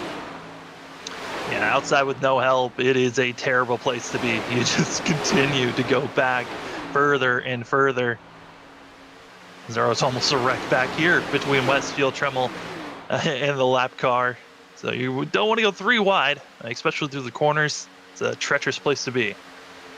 So Sinchek will be behind Vincent Sora in the 15. They're going to have Martin Morales between them. Morales a lap down, running in 24th position. Another sparse of 2 drivers coming into pit road. That was Dingler and Gomillion. Both of them were already a lap down, now going to be 2 laps down. And of all the drivers that have already pitted, they're now in a slight panic mode, because if they're not able to get in line and get going, because they're still scattering of trying to get in line, this lead pack could easily catch up to them. There's only about a 3-second gap lead between our leaders and those that have already pitted. Yeah, so that is something to watch for, especially as things do settle down and we get more aerodynamically attuned for the next 27 laps. Looking now at the number 12, Ryan Ferraro, and running in the 6th position. Ryan Ferraro in the middle, just waiting. And all these drivers kind of in a wait mode. And probably in the next 10 laps, and we'll see them all coming in the pits, or in the next 5 laps. And this could be your money stop if no caution comes out. This could be the stop that makes or breaks where you're going to be in the finishing out, because if you have a great pit stop and no one else behind you has a great pit stop, you'll be left alone and waiting. And you're kind of hoping everyone you pit with, everyone has a very similar pit stop and pit time, so you all get out at the same time as well. Yeah, it sounds like a lot are going to come down this time, so this will be an interesting entrance into pit road. With how many came across the radio saying they were going to pit this time, and here they go ducking down. Look at them just fan out. Oh boy, gotta watch out. This is a lot of cars all trying to come into pit lane. They're squeezing. Oh, They all made it through. They lubed up or something. I don't know. Tremmel, I thought, was for sure going to wreck that of Ferraro, but somehow they all stayed clear, and continue moving on, leaving us with only 2 drivers. We still wait to pit, but they are on the back end of some drivers that have been staying out, and that's going to be Huffstuffler and Loveland. These 2 drivers, they pitted on the last caution that came out, so they can stay out still for another about 15 laps or so. They're going to be about 10 laps short from when this race comes to a close, but they're going to be trying to make the best moves they can to finish out this race in their final pit stop. So the professor, Sean Huffstutler, to number 94, will lead this race up 24 spots from his start. In second will be James Loveland. In the number 56, he is up 28 spots from his start. The 45 of Daniel Keith Jr. having to fade on back and get out of everyone's way. Drivers that just came out of pit road, they're now trying to figure out where to place themselves, as you got the Cat 5 and others in line passing them, and there was almost a little bit of a scuffle that happened between all those drivers, and that probably would have been the best opportunity for Loveland and Huffstuffler if a caution came out, because then they can come into pit lane, and still there's a lot of drivers that are left at 1 lap down they could have been gaining positions on. So that puts Brian Johnson in 3rd position, Zach Hall in 4th, Cedric Hunter in 5th. And they're trying to get away from the 5 of Dakota Moniz and not let them sniff that draft, see if they can single file it and get away. But there's such a group of cars behind them, I don't think they're going to be able to. And check it out, David Duke, our stage winner, in 10th position. Yeah, David Duke, I mean, showing that strategy calls seem to be that for the 78. If it's working out already here at Super Speedway Racing, I'm interested to see how Duke's strategies fare for the rest of how this season goes on. But this is it's been a wild and fun experience to watch with all the different strategies that come out here during Super Speedway Racing. Who wants to come in early, who doesn't? And honestly, as a team that come in line, Cat 5, they are extremely quick and know how to work with one another, but that draft just so strong that's keeping everyone else still attached to the three machines that are in line. Well, Loveland and Huffstutler, they have about 4/5 of a lap over Brian Johnson. Johnson crossing the start-finish line now. And then you look back at the 56 of Loveland, who's in the lead. He's in the tri-oval now. So, I mean, that's how much of a lead they got. And what was you saying, Sam? About another 10 laps they have? Yeah, they've got about 10 laps to go. They pitted back about 30 laps. So around lap 50, 51, 52 is when they came into the pit lane, which was about 5 to 10 laps short of making it to the end of the race. So we're still expecting to see that of Loveland and Huffstutler to come into the pits. We're not sure exactly when. They're going to push it as far as they can go, or if they're going to come in and just know, hey, we got enough to take a splash and get out of there. And with how much of a lead they got, a splash and go, they might still be able to come out ahead of Cat 5. Oh, caution. Oh, Cochran involved, and it looked like coming through the tri-oval, someone got bumped. So we'll take a look at the Freaky Fast Carnage replay as it's Cochran, and it looks like the one of Rochelle involved there. As we'll bring it up on your screen now as we come across the start-finish line. You've got Cochran coming across. Rochelle just gets a little bit into the backside of him and pushes Cochran up into the outside wall. And that number 2 stays out of everybody else's way, but pace car immediately. Good thing the pace car is like see-through, because he'd have just killed like 3 people. Yeah, I mean, we talk about patience, right? And the pace car had 0 in that matter. Just came blasting out once the yellow was waved, taking out everyone else there. But yeah, no, that just looked like Kyle Rochelle just was trying to side draft, kind of lost focus on where he was on the track, and came down both on that of Forner as well. I mean, on a Ferraro and that of Cochran, and just kind of pinched the two getting out of there. 20 laps to go here at the Simbox store 250 with the NAISCC Cups. If you want to take your sim rig to the next level, get yourself a button box from the Simbox store today. These quality handcrafted button boxes feature 32 functions and will deliver immersion like never before. You can reach them on Facebook at Simbox Store or view their box options on their eBay store. Don't forget to like their page and let them know that Freaky Fast sent you. That's the Simbox Store. You really push our buttons. Freaky Fast Broadcasting also brought to you by the ButtKicker and the Gamer 2. Every game deserves, that's it too, a truly immersive experience. And the ButtKicker Gamer 2 lets you feel every detail, from subtle footsteps to the rumble of a V10 powered race car, from ambient environmental effects to the power of a nearby explosion.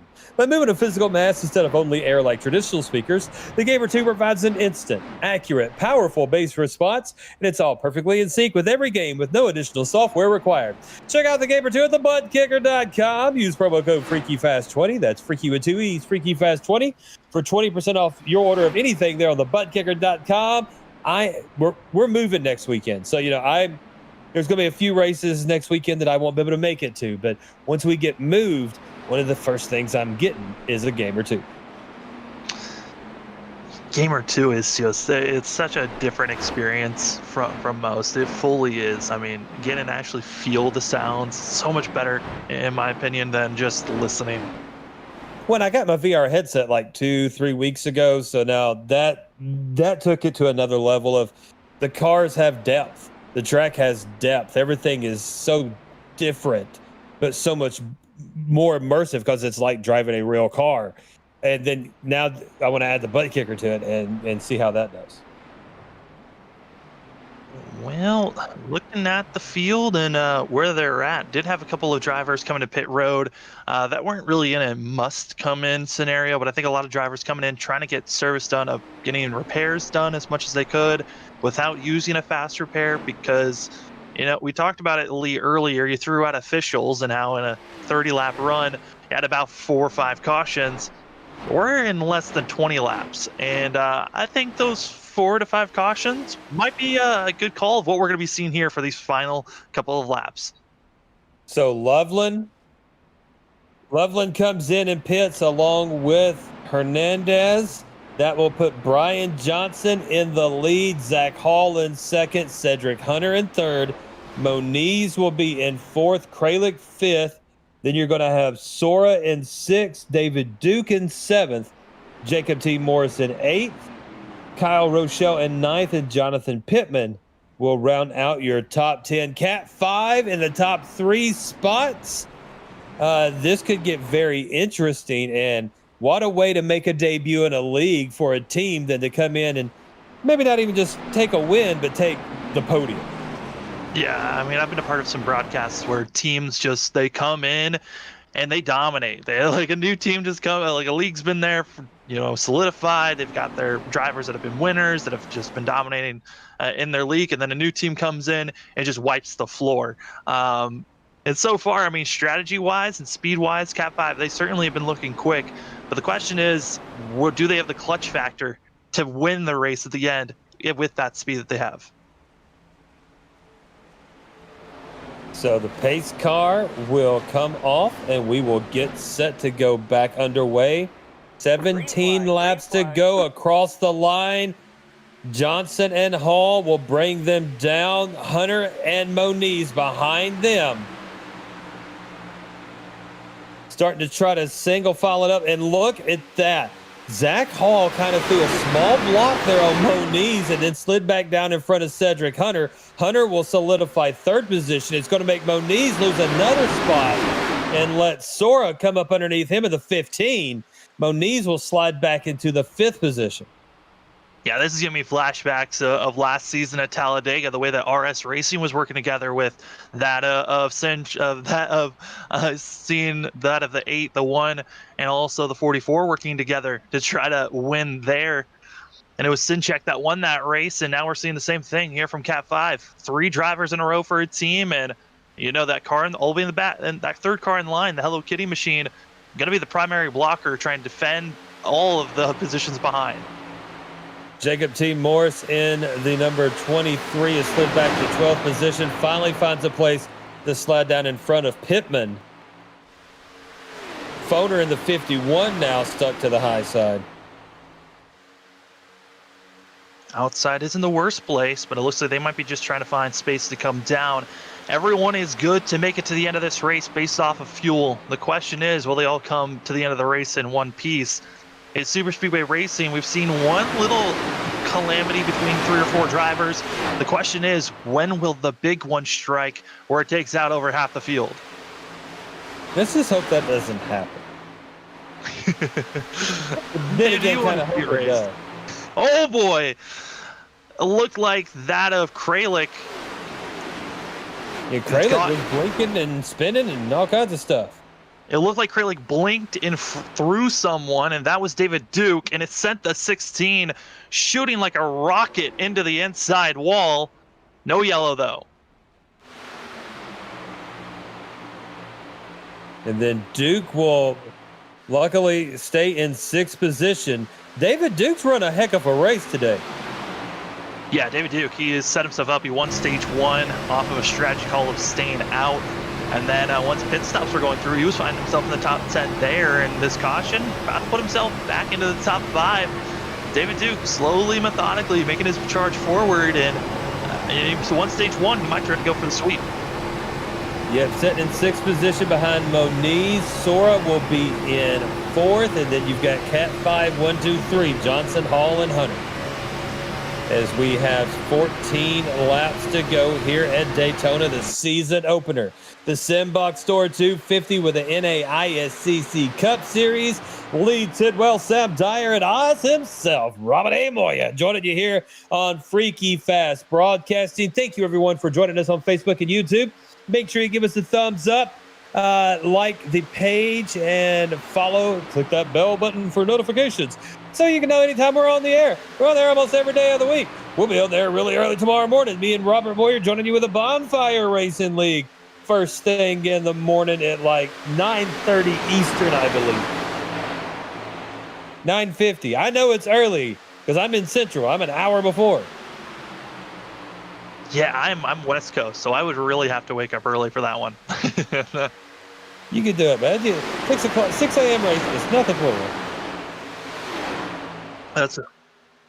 Oh man, if I had to wake up that early for that broadcast, I would need more than just Mountain Dew. That is for sure. We bring it across the line. It will be 12 laps to go.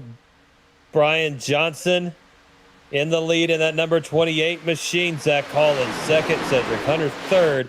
The 15 of Vincent Sora in 14th position. We're 14th and fourth. Yeah. What? I'm looking back at 14th though. They are side by side, and they're not really making any moves, which is slowing down both lanes. I thought for a second we were about to see from 14th on back turn into a second pack that we're going to lose the draft to the leaders. Luckily, they got things sorted out. But this is the time of the race where you cannot linger back. You got to figure out how to move your way forward, and it's going to take some time, especially with everyone staying single file. So there might have to be some communications of, hey, I want to go on the high side. Just give me the call, and we'll all move up. 11 to go, and you're going to see an outside groove form sooner or later. And I'm just trying to figure out who is going to start that, because you've got a lot of guys that would. Sora, Moniz, David Duke, with what the race he's run today, I would not be surprised to see him try to start some outside action there. Kyle Rochelle's not afraid to do it. We've seen Hernandez do it.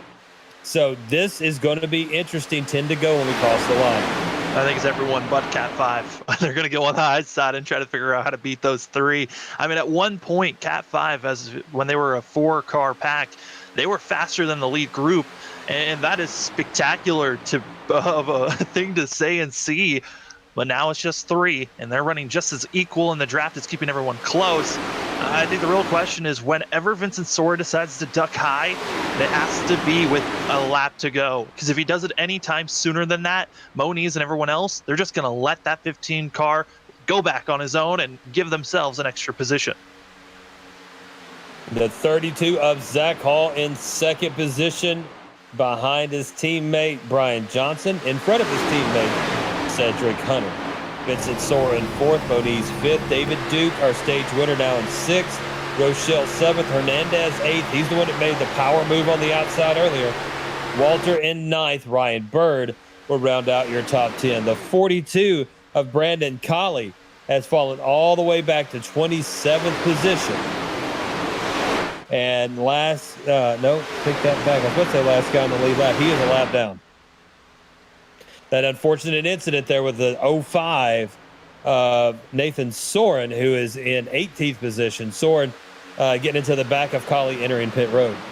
Yeah, that was under green. Another driver last car on the lead lap. That's Aaron Kralik. And Kralik, after getting bumped in his left quarter panel, by that of Duke, that's what cost the 16, who was running in the top 5 almost all race long. And this is an odd place to be, all on his lonesome, and soon to be going a lap down. 8 to go as we look at the 21 of Jonathan Pittman, who is running in 13th position.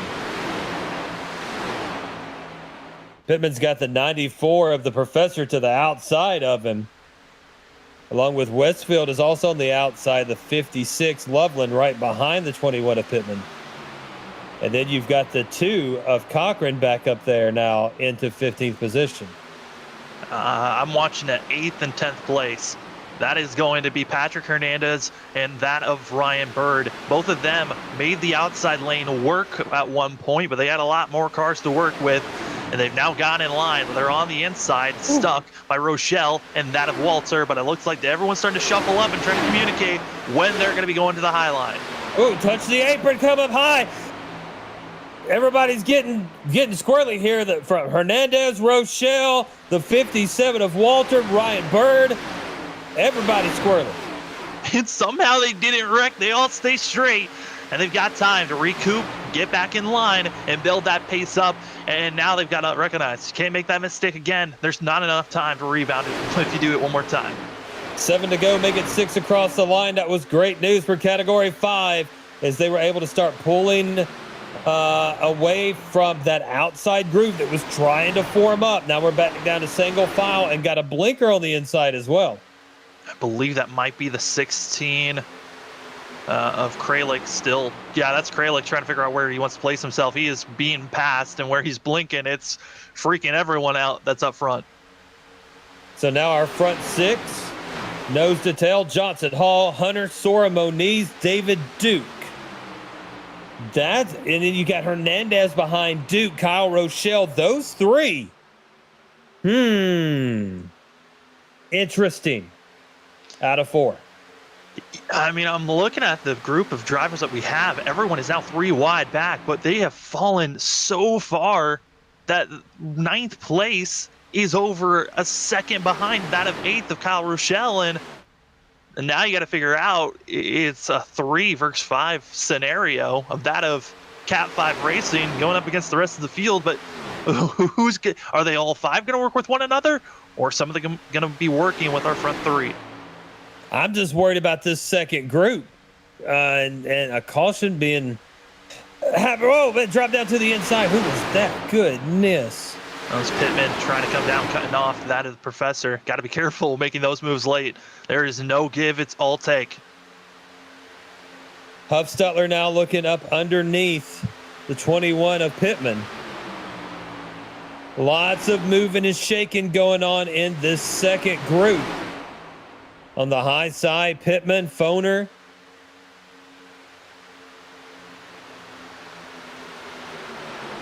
Ooh, I think there might be a time for this lead pack to make a charge. Vincent Sora backed off, giving himself some room, and here it comes to the high side. Going to be Evan and Moniz following him suit. Moniz and Sora to the high side, coming down the backstretch. Cedric Hunter in 3rd position, trying to stop that momentum. 1-2 will be Johnson and Hall. We come flying out of 4. Moniz is going to be door-to-door with Duke. Then you got Sora door-to-door with Hunter.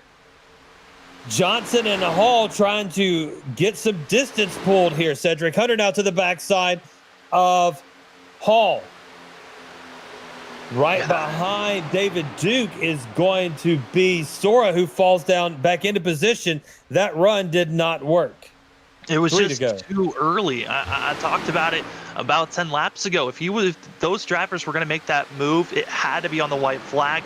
So everyone else had to trust those drivers going to the outside, and they knew they were going to make that move. But if you make it so early, everyone else is just going to let you blow on by. So they're the lead car when you have to pass the leaders.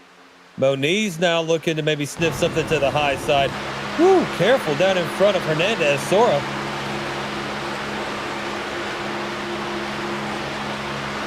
So yeah, they're trying to chase down the front. 2 to go now. Cat 5, 1, 2, 3. Let's see what move might be made by David Duke in the 4th position, or Sora or Hernandez. Rochelle up there as well. Moniz is dropped back a bit. Is he trying to make a move? Hernandez now to the back end of Sora, coming down the backstretch, lap and a half to go. Going into 3, Cat 5, top 3 spots. Taking it through 3 and 4. It'll be white flag when we cross the line this time. Sam, this is when you talked about if a move was going to be made, it needs to be made. The second group has settled it down, but now here they go fanning out. Across the line, 1 to go. David Duke's got to be that driver, but it's going to be Rochelle a little bit too soon. I don't like that move. It's a little bit too early. You got to let the car in front of you. Once they build up their momentum, follow them so you can surge forward. And now you're costing everyone there. Cat 5, they're running away with this. Cat 5, 1, 2, 3. Now it's going to be Sora going to the high side of David Duke. Loses that momentum, but Duke now pulling up to the back of Cedric Hunter. Down the backstretch into 3. Johnson, Hall, and Hunter. 1, 2, and 3. Cat 5 looking to finish and take the podium for the first race here at Daytona with the NAISCC Cup Series. Into the back of him was Sora and the Duke. We come out of 4 through the tri-oval. Johnson, Hall, and Hunter will finish 1, 2, 3 and sweep the podium here at Daytona for Category 5 Esports. That's just drivers feeling like they need to go do all the work on their own instead of the 5 drivers that were battling the 3 teammates. Instead of them working together, they let the teammates soar away and never have a chance. Man, what a finish here. What a race. Probably one of the best Daytona races we've had here in quite some time, if not ever, here on Freaky Fast Broadcasting. Excellent race here at Daytona. Excellent finish. Excellent strategies.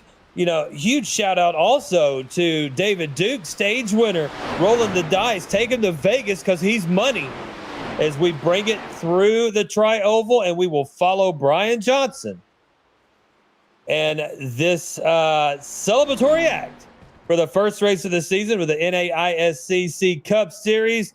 Your race winner, Brian Johnson, in that number 28 Category 5 Esport Chevrolet.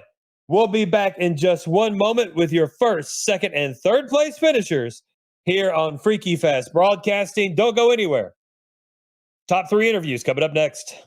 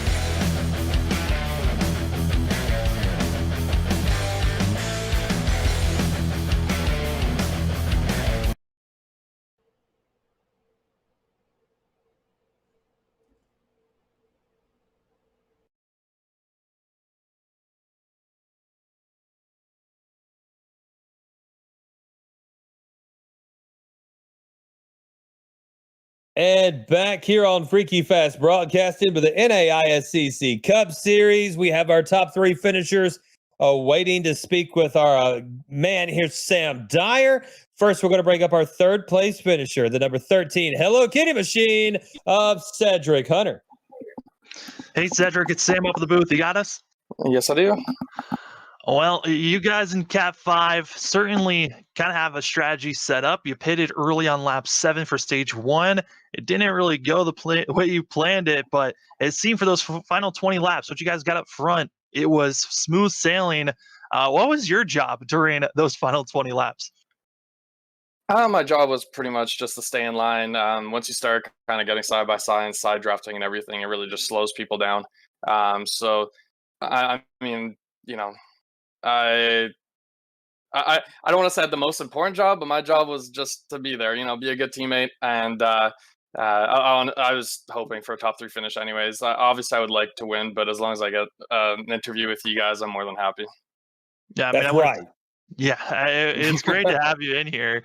And yeah, no, I would say your job was probably one of the most stressful. You came off the corner, you had to make some very bold blocks. How was it after getting a huge shove there, trying to hold on to that 13?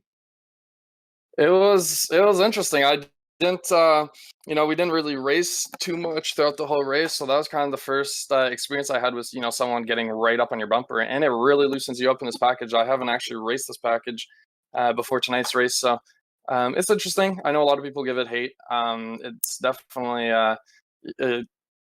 I feel like this package kind of takes more skill to drive, and you have to be smarter about it. You can't just full throttle and hope that you're going to get to the front easily without thinking.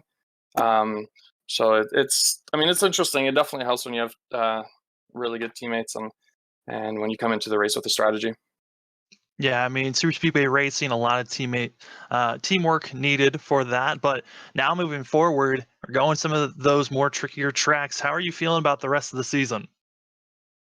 I actually really like the season. I know we go to a bunch of road courses and stuff like that, which is nice. I know that Zach and Brian are really good at those kinds of tracks. I'm not a fan of next week. I do not like North Wilkesboro, so that's going to be fun. Honestly, if I can get out of that race with a top 5 again, I'm happy. It's as long as I don't get wrecked out, I'm cool. But other than that, I really like the schedule. It's just that one track, which unfortunately is the very next race. Yeah, it's going to be a tricky one. But before we let you go there, Cedric, the floor is yours for any shout outs. Absolutely. I want to shout you guys out. It's been a long time since I've been in a Freaky Fast booth. Right. It's been since WSSR, I think. So yep, it's been a minute, sir. It's been a minute. Yeah, so I mean, it's awesome. I'm really looking forward to not only going back and watching the broadcast, but just throughout the season, hopefully getting to talk to you guys a lot more. I want to thank all the drivers and admins and owners and everyone that's involved.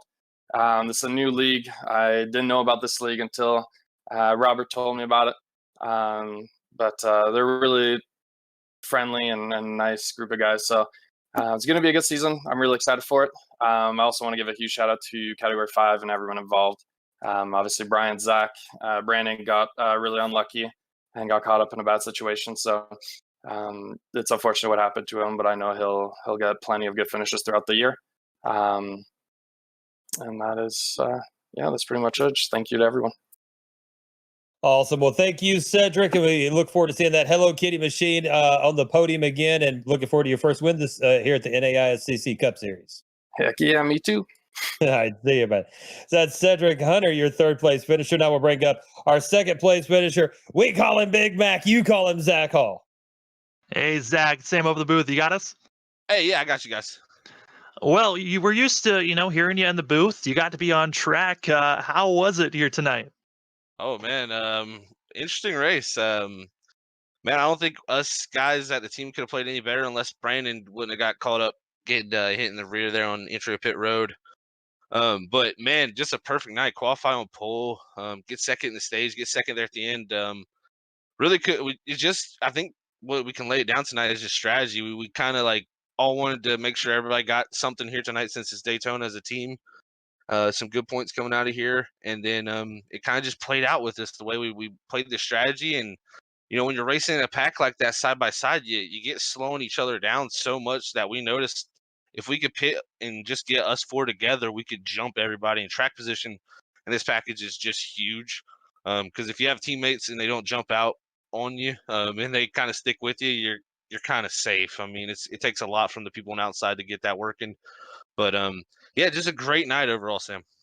Yeah, I mean, we saw the speed. You guys really had it when you were all in line.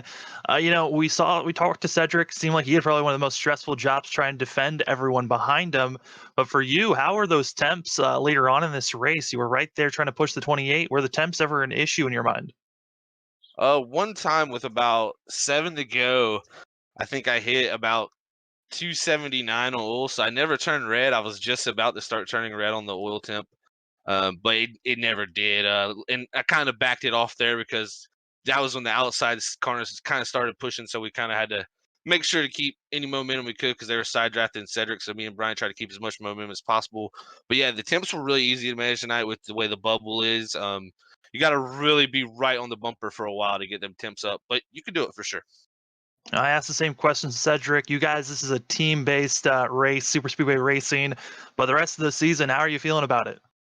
Oh, feeling really good. I think we're gonna have a strong showing this season. First off, thank you to everybody here for letting us come here and race. This has been a pleasure. These guys do everything top notch. They really put the effort in. So I gotta congratulate the admins because I've been an admin before in the league. It's not an easy thing to do, make people happy and satisfy them. So they're doing a great job of that and doing the best they can. So I'm just happy to be here, man. And the rest of the season, wide open from here. I can't wait to get to some regular tracks and see what our pace is compared to some of the guys. I think we should do pretty good. But hopefully we'll be competing for top tens and top fives each week. Certainly is exciting. Top three, a great place to start the season off. And before we let you go, the floor is yours for any shout outs. Yeah, first off, shout out to you guys in the booth. Good to be back up here. It's been a while. I mean, I know I'm in the Freaky fans booth a lot, commentating, but it's good to be back up here as a driver, and just that's really special. So thank you guys to all your work you do. I know how y'all do it, and it's always the best. So thank you for that. Shout out to the head admins again. Like I was saying, the admins here are amazing. These guys really work their butt off and show all their hard effort into what it produces on the track. So I can't wait for the season. Shout out to all the drivers too. That was fantastic, and shout out to all the fans, man. It's been wonderful. And of course, last but not least, my teammates. Without them tonight, we wouldn't have been able to do this. So it was really, really special to be able to pull it off. But happy with the second place. Now we'll head off to North Wilkesboro next week, man. Awesome, Zach. Well, congratulations. Cat 5 sweeping the podium tonight, and we look forward to seeing you short track action in North Wilkesboro next week. Thank you, guys.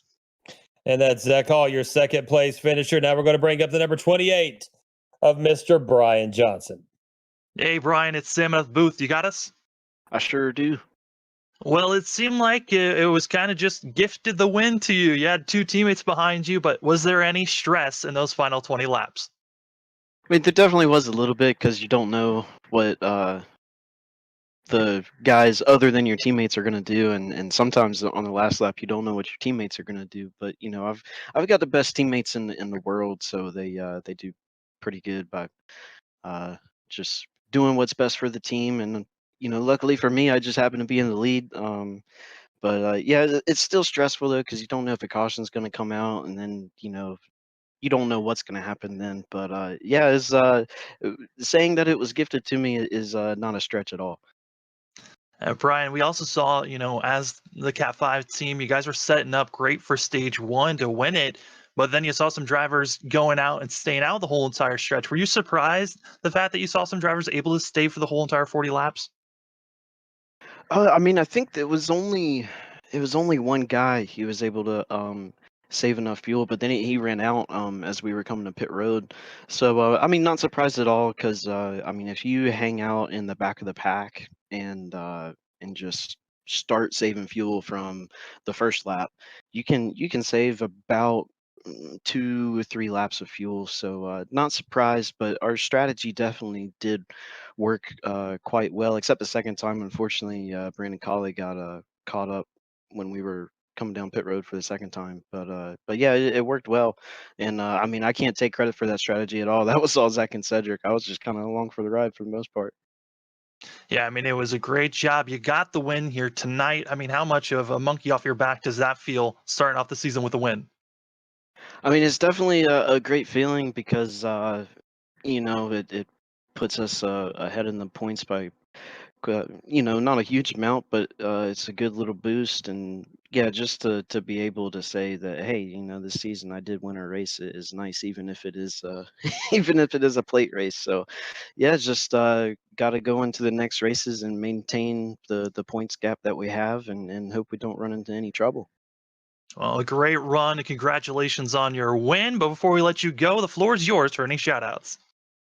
Definitely. Well, first off, I gotta give a shout out to you guys because you guys put on such a great broadcast. It's a great production, and then to all the league admins over here at this league, they put on a top-notch league, and it's pretty good to be back into league racing after a little bit of a hiatus. So I think we picked a good one here, and then definitely to all my teammates again.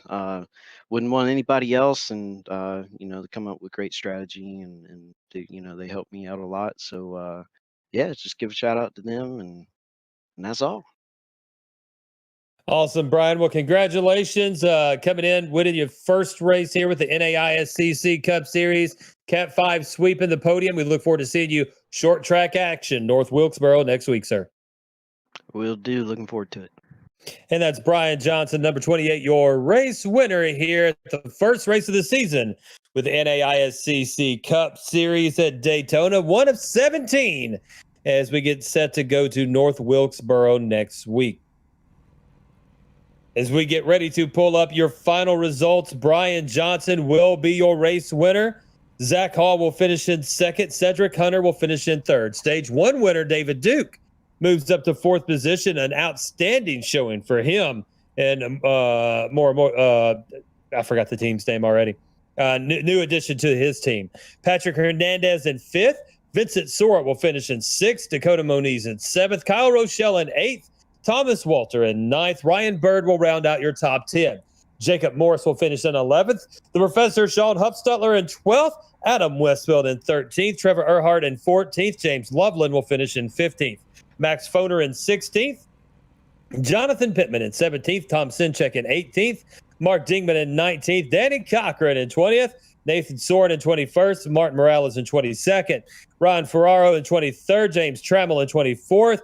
Aaron Kralik in 25th. Austin Halsey will finish in 26th. Brandon Colley in 27th. And Maurice Gomillion finishes in 28th. Tyler Dingler in 29th. Daniel Keith Jr. in the 30th position. AJ Brissett in 31st. Jesse Thornick in 32nd. And Stephen Hamill will finish in 33rd position. That will round out your finishing order. Sam, another race in the books, another season began here with the NAISCC Cup Series. I'm looking forward to not only the entire season, but definitely next week at North Wilkesboro. Yeah, short track racing, it's going to be chaotic. And, we didn't get to see too many cautions that came out here tonight. And we'll see how clean they can be short track racing next week. Robert, another outstanding evening for Freaky Fast, sir. And as always, you get the final word. All right. It's been a pleasure for starting out season number 3 with these guys here. It was a great race to watch. Watching a whole bunch of teamwork, but, coming out tonight is going to be Category 5. Good to see them guys back out on the track here at Freaky Fast Broadcasting. And great to see the rest of the league drivers here with these guys on Saturday night back out on the track, like you guys said, after a month off. But all right, well, hopefully everybody has a great Saturday night. Hopefully everybody enjoyed this podcast.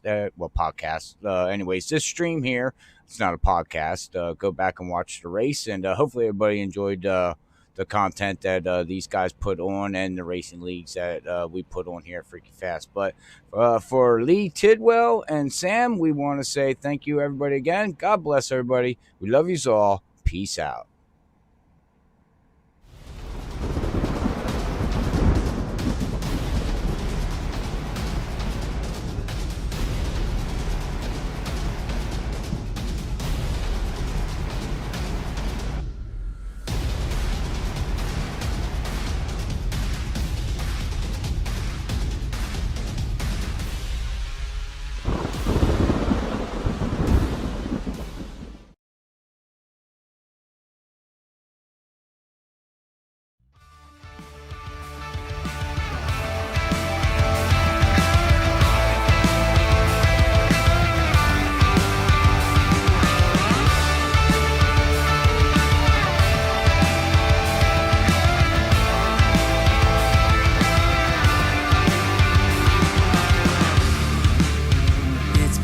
Simple, dear. I'll still be here when you're gone. You gather souvenirs, but I will never